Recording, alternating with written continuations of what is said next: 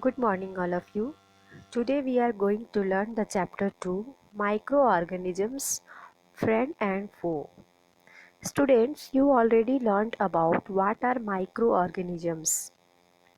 But today in this chapter we will learn the topic in brief about microorganisms and how microorganisms are friend and foe. जो micro organism होते हैं वो कैसे हमारे friend हैं यानी कि हमारे मित्र हैं, और फो यानी कि माइक्रो ऑर्गेनिज्म जो है वो कैसे हमारे शत्रु हैं। इन्हीं सब के बारे में इस चैप्टर में ब्रीफ में हम लोगों को पढ़ना है। You have seen several kinds of plants and animals. आपने डिफरेंट काइंड्स के प्लांट्स और एनिमल्स को देखा होगा। However, there are other living organisms around us which we cannot see with our eyes alone. लेकिन उन सभी प्लांट्स और एनिमल्स के अलावे भी कुछ ऐसे लिविंग ऑर्गेनिजम्स हैं जिसे कि हम अपने नेक्ड आइज से नहीं देख सकते हैं। मीन्स टू से दैट वैसे लिविंग ऑर्गेनिज्म जिसे हम अपने नेक्ड आइज से नहीं देख सकते हैं, these are called micro organisms और माइक्रोब्स। माइक्रो ऑर्गेनिजम्स इसका नाम क्यों पड़ा? क्योंकि इसे हम नेक्ड आइज से नहीं देख सकते हैं, इसके लिए माइक्रोस्कोप की ज़रूरत होती है या फिर मैग्नीफाइंग ग्लास की ज़रूरत होती है। इसलिए ऐसे लिविंग ऑर्गेनिज्म को माइक्रो ऑर्गेनिजम्स या फिर माइक्रोब्स कहा जाता है।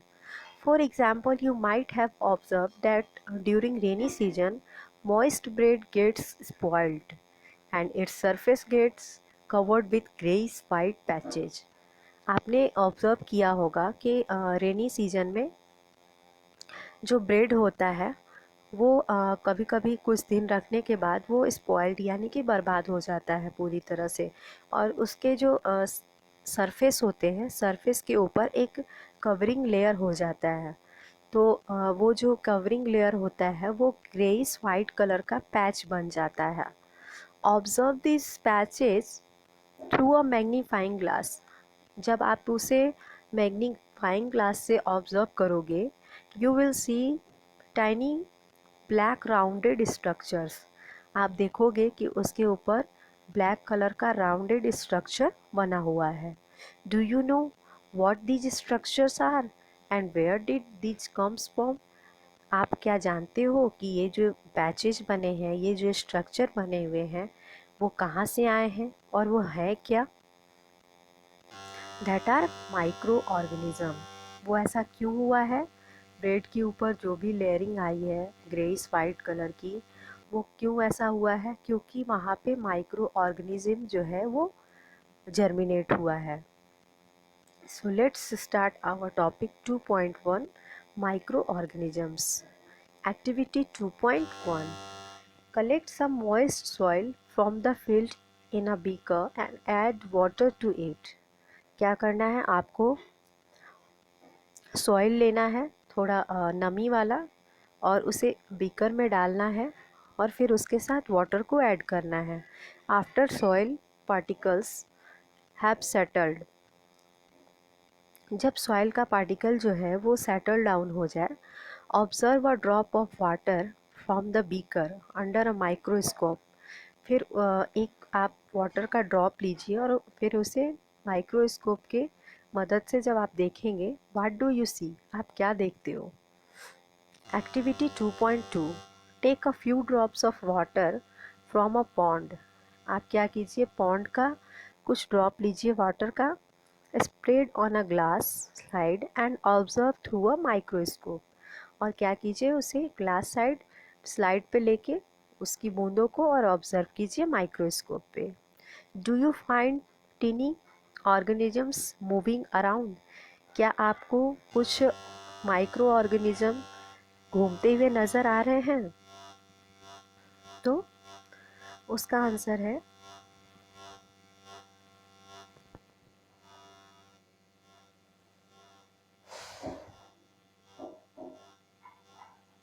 तो इस तरह से कुछ एक्टिविटी करके हम माइक्रो ऑर्गेनिज्म को क्या कर सकते हैं? ऑब्जर्व कर सकते हैं। These observations show that water and soil are full of teeny organisms. ये जो ऑब्जर्वेशन है ये आपको शो कराएगा कि वाटर और सॉइल में जो माइक्रो ऑर्गेनिज्म है वो टीनी ऑर्गेनिज्म वहाँ पे अवेलेबल हैं. Through not all of them fall into the category of microbes. These microorganisms or microbes are so small in size that they cannot be seen with the unaided eye. ये जो micro organisms होते हैं वो size में इतने small होते हैं कि विदाउट अनएडेड आई आप उसे नहीं देख सकते हैं. मीन्स टू से दैट वहाँ पे आपको मैग्नीफाइंग ग्लास या फिर माइक्रोस्कोप की ज़रूरत होगी देखने के लिए. Some of these such as fungus that grows on bread. उसमें से जो माइक्रो ऑर्गेनिज्म में से जो कुछ ऑर्गेनिज्म होते हैं जो कि ब्रेड के ऊपर ग्रो किए थे वो हो गया आपका fungus. Can be seen with a magnifying glass. आप उसे देखने के लिए मैग्नीफाइंग ग्लास को यूज़ करके देख सकते हैं. Others can not be seen without the help of a microscope. और भी किसी भी तरह के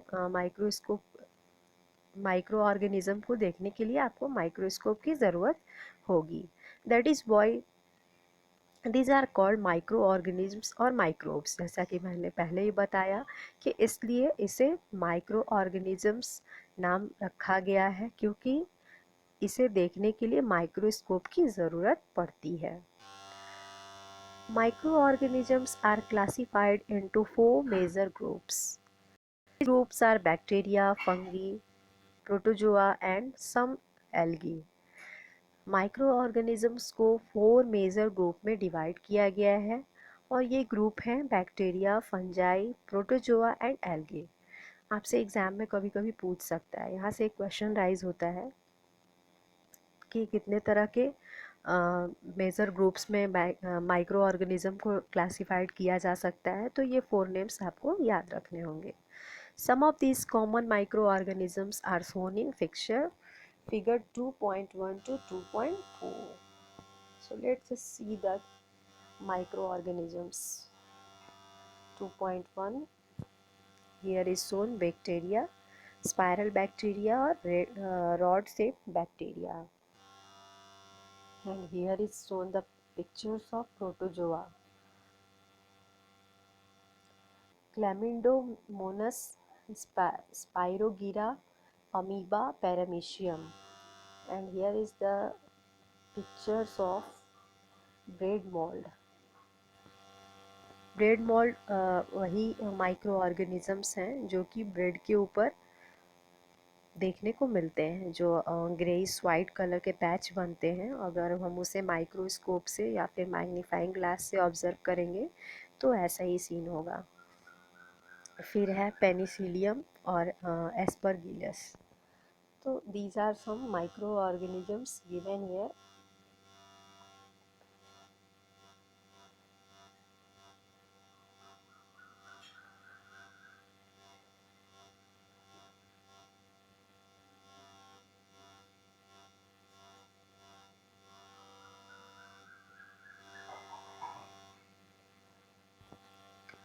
वायरसेस आर ऑल्सो माइक्रोस्कोपिक. एक न्यू वर्ड आता है हमारे पास, वायरस. वायरस जो है वो भी क्या है, माइक्रोस्कोपिक है. दे however reproduce only inside the cells of the host organism which may be a bacterium, plant or animal. ध्यान से समझेंगे. वायरस जो है वो अपनी नंबर्स को बढ़ाने के लिए यानी अपनी संख्या को बढ़ाने के लिए क्या करेगा, रिप्रोड्यूस करेगा. तो वायरस जो रिप्रोड्यूस करता है तो वायरस जिस पे अटैक करता है यानी कि जो होस्ट ऑर्गेनिज्म हो गया, वायरस जिस पे अटैक किया वो होस्ट ऑर्गेनिज्म हो गया. तो होस्ट ऑर्गेनिज्म का वो हेल्प लेके वहाँ पे वो जर्मिनेट होता है और वहाँ पे रिप्रोड्यूस करता है यानी कि अपनी संख्या को बढ़ाता है. वायरस जो है वो खुद से उसके अंदर ये क्वालिटी नहीं है कि वो रिप्रोड्यूस कर सके. वो जिस भी लिविंग माइक्रो ऑर्गेनिज्म पे अटैक करता है वहाँ से वो हेल्प लेकर अपनी संख्या को बढ़ाता है, यानी कि रिप्रोड्यूस करता है। विच में बी अ बैक्टीरियम, वो बैक्टीरिया हो सकता है या फिर प्लांट हो सकता है या फिर एनिमल हो सकता है। Some of the viruses are shown in figure 2.5. Common elements like cold, influenza and most coughs are caused by viruses. आपको याद रखना होगा कि यहाँ पे जो कुछ एलिमेंट्स दिए हुए हैं, यानी कोल्ड जो सर्दी होती है, इन्फ्लुएंजा या फिर कफ जो होता है, इन सभी चीज़ के होने का रीज़न जो होता है वो क्या है, वायरस है। वायरस जैसे ही इन सारे बॉडीज़ पे आता है तो वहाँ जाकर वो फिर रिप्रोड्यूस करता है और अपनी संख्या को बढ़ा देता है। Serious disease like polio and chicken pox are also caused by viruses. और इसके अलावे जो आपके कुछ सीरियस डिजीज़ हैं वो भी जो है वो आपके वायरस की वजह से होते हैं।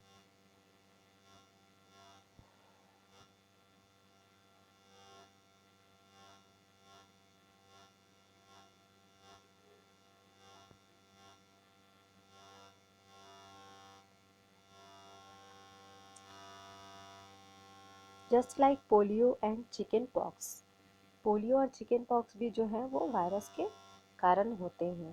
Disease like dysentery and malaria are caused by protozoas, whereas typhoid and tuberculosis are bacterial disease. Student, आप सभी को याद रखना होगा कि डिसेंट्री और मलेरिया जैसी जो डिजीज़ है वो प्रोटोजोआ, और टाइफाइड और टीबी यानी ट्यूबरकुलोसिस, ये जो डिजीज़ होते हैं वो बैक्टीरिया से होते हैं। You have learn about some of these micro organisms in classes 6 and 7। आप जो है माइक्रो ऑर्गेनिज्म के बारे में कुछ बातें क्लास 6 और 7 में पढ़ चुके हैं। Student, now we are going to learn about friendly microorganisms. Means to say that how microorganisms are friendly to us. कुछ माइक्रो ऑर्गेनिज्म जो हैं वो हमारे लिए फ्रेंड है, यानी कि कैसे हमारे लिए वो मित्र के समान है, कैसे हमारे लिए वो बेनिफिशियल है।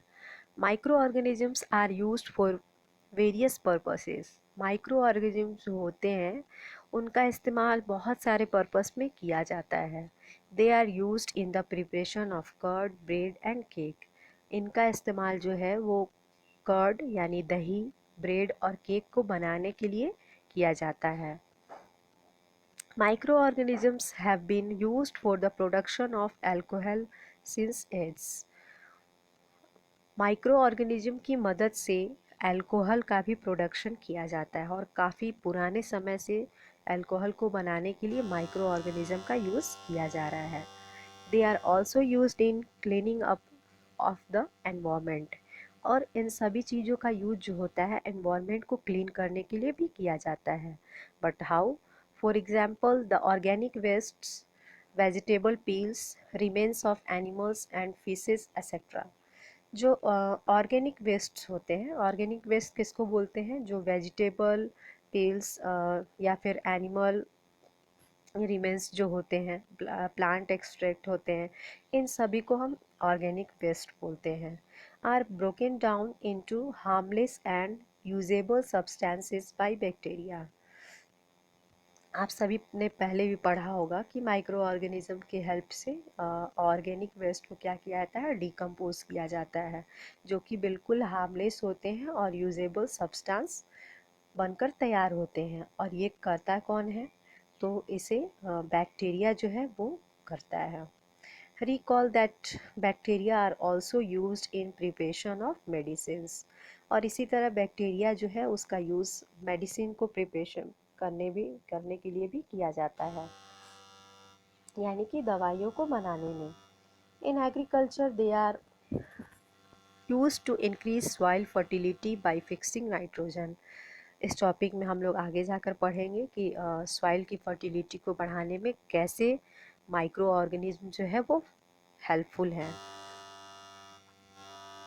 Where do micro organisms live? Micro organism may be single-celled like bacteria, some algae and protozoa. Micro organisms में कुछ जो होते हैं वो क्या होते हैं, सिंगल सेल्ड होते हैं।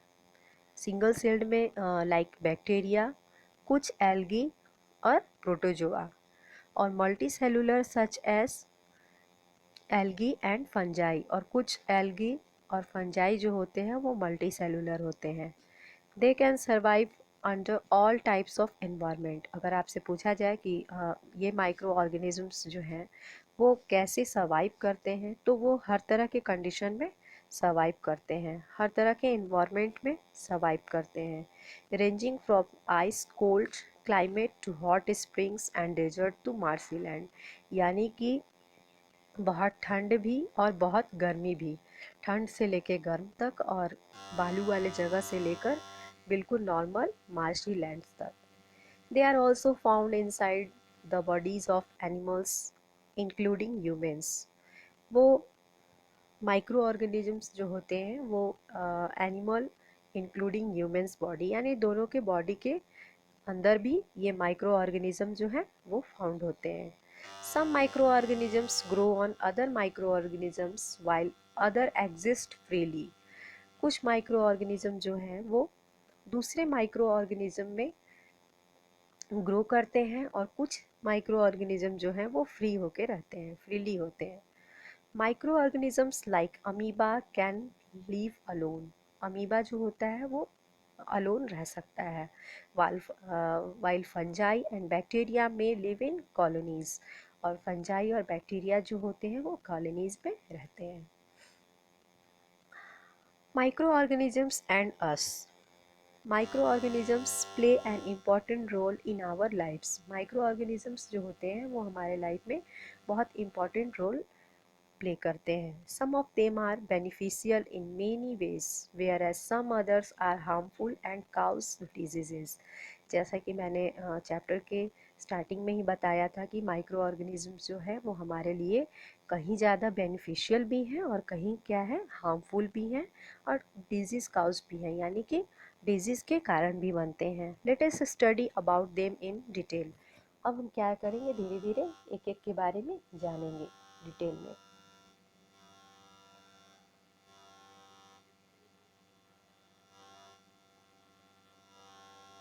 Making of curd and bread. You have learnt in class 7 that milk is turned into curd by bacteria. आपने क्लास 7 में पढ़ा होगा कि मिल्क जो है वो कर्ड में टर्न हो जाता है, किसके थ्रू, तो बैक्टीरिया के through. Curd contains several micro organisms. Curd जो होता है उसके अंदर बहुत तरह के माइक्रो ऑर्गेनिजम्स होते हैं। Of this, the bacterium Lactobacillus promotes the formation of curd. तो उस बैक्टीरिया जो का नाम, यानी कि जो हेल्प करता है, प्रोमोट करता है कर्ड को फॉर्मेशन करने के लिए, दही बनने में, तो उस बैक्टीरिया का नाम है lactobacillus. It multiplies in milk. ये क्या होता है, मिल्क में जाकर मल्टीप्लाइज हो जाता है, and converts in it into curd, और दूध क्या हो जाता है, फिर दही में बदल जाता है। Bacteria are also involve in the making of cheese, pickles and many other food items. Bacteria जो है बहुत तरह के और भी फूड में को प्रिपेयर करने में उसका यूज़ होता है, जैसे कि चीज़, पनीर, अचार, और अदर फूड आइटम्स में भी इसका यूज़ किया जाता है। एन इम्पॉर्टेंट इंग्रेडिएंट ऑफ रवा, idlis and bhatura is curd. यानी कि आप जो घर पे दही का यूज़ करते हैं भटूरा बनाने में या फिर इडली को बनाने में, इस तरह से कुछ और भी खाने की चीज़ जो हम बनाते हैं उसमें क्या कर्ड को ऐड करते हैं, तो कर्ड में ऑलरेडी माइक्रो ऑर्गेनिज़म अवेलेबल है, और वो जाके अदर जो हम खाने की चीज़ बनाते हैं तो उसके हेल्प से वो बनकर तैयार होता है। C1 activity 2.3. Take half kg flour, आटा और मैदा, add some sugar and mix with warm water. क्या करना है आपको, आटा या फिर मैदा लेना है हाफ के जी, और उसमें शुगर मिक्स करना है विथ वार्म वाटर, यानी कि गुनगुने वाटर के साथ इसे गूँथना है। Add a small amount of yeast powder and knead to make a soft dough. और इसमें हम क्या करना है, ईस्ट पाउडर मिलाते हैं और अच्छे से गूँथना होता है और बिल्कुल सॉफ्ट डो, यानी कि जो गूँथा हुआ आटा होता है उसे हम डो कहते हैं, डो बनाकर तैयार करेंगे। What do you observe after 2 hours? आप 2 घंटे के बाद क्या ऑब्जर्व करते हो? Did you find the dough rising? आप देखोगे कि आपका जो डो है, जो आपने आटा या फिर मैदा गूंथ कर तैयार करके रखा था, वो राइज कर गया है। Here are shown the picture 2.6 raised maida, जो आपने डो तैयार किया था वो रेज होकर, यानी उसका स्ट्रेंथ बढ़ गया है, वो पहले से फूल गया है। तो this means yeast reproduces rapidly and produces carbon dioxide during respiration। यहाँ पे क्या हुआ है कि हमने डो बनाने के दौरान ईस्ट पाउडर का यूज़ किया था, तो यीस्ट जो था वो रिप्रोड्यूस किया, यानी कि अपनी संख्या को बढ़ाया काफ़ी तेज़ी से। और उस क्रम में क्या हुआ, जब वो रेस्पायरेशन कर रहा था, यानी रेस्पायरेशन के क्रम में कार्बन डाइऑक्साइड गैस वहाँ पे फॉर्म हुई। Bubbles of the gas fill in the dough and increase its volume. और क्या हुआ, जो गूथा हुआ डो था उसमें कार्बन डाइऑक्साइड जो है वो गैस बढ़ता गया और वो जो वॉल्यूम है वो इंक्रीज कर गया, जैसा कि आप 2.6 पिक्चर में देख सकते हैं। पहले जो बिल्कुल नॉर्मल था डो और बाद में वो बिल्कुल रेज्ड हो गया है। This is the basis of the use of yeast in the baking industry for making breads, pastries and cakes। ये जो है एक इस तरह से ही ईस्ट का यूज़ करके बेकिंग इंडस्ट्री में ब्रेड और पेस्ट्रीज, इस तरह के केक्स, इन फूड आइटम्स को बनाया जाता है। In next video we will learn about commercial use of micro organisms. Thank you.